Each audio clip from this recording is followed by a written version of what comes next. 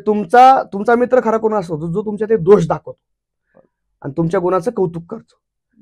म्हणजे आपल्याला कधी कधी आपल्याला कळत नाही तुमच्यामध्ये काय पोटेन्शियल आहे, तुमच्यामध्ये कोणत्या क्षमता आहेत.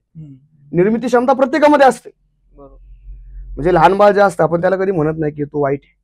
जशी त्याची संगत, जसं त्याचा विचार, तसा तो घडत जातो. विचारा वाचून न पाहिजे समाधान. किंवा आज तरुणाईची जर पाहिली अवस्था सगळी तर दिशाहीन वगैरे सगळ्या गोष्टी आपण म्हणतो.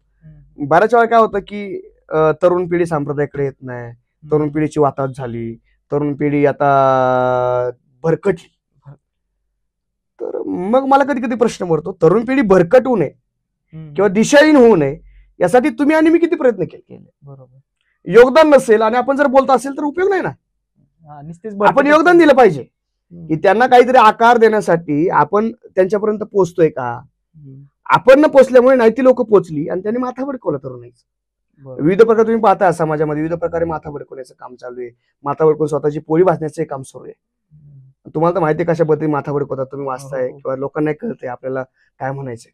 रोज बातम्यांमध्ये तर ते दिसतंय वाचतंय की आज माझं काय म्हणणं आहे की आपण न पोचल्यामुळे आणि आज तरुण ही देशाची संपत्ती. तरणा भाग्यवंत नटी हरी कीर्तनात धन्य जगी तोची एक हरी रंगेनाचे. म्हणजे 16 वर्ष धोक्याचं नाहीये, 16 वर्ष मोक्याचं आहे.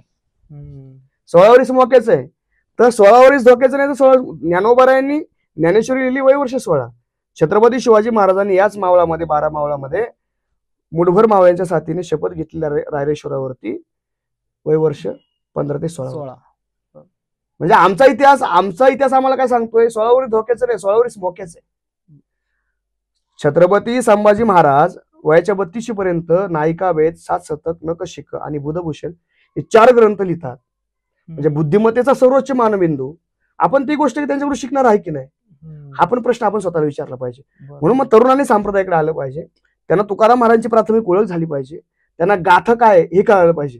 आता बऱ्याच वेळा तरुणांनी असं पण केलं असू शकतं की बाबा आपलं काही काम नाहीये, ज्यांची रिटायरमेंट झाली, निवृत्ती झाली, त्यांचा हा विषय आपला याच्याशी काही संबंध नाहीये.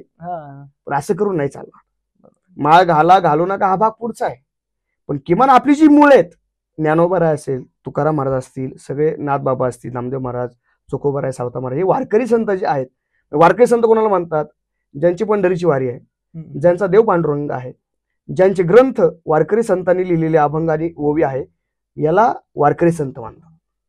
म्हणजे आपलं मूळ आहे ते आपण आपल्या पोरांनाच समजू. म्हणजे मला खंत काय, दुसरीमध्ये असताना कीर्तन चाल गाईल, पण कोणी मला हरिपाठ नाही दिला, कोणी गाथा नाही दिली, कोणी ज्ञानेश्वरी नाही दिली, कोणी गीता नाही दिली, तर माझ्यासारखा पण एखादा असू शकतो समाजामध्ये.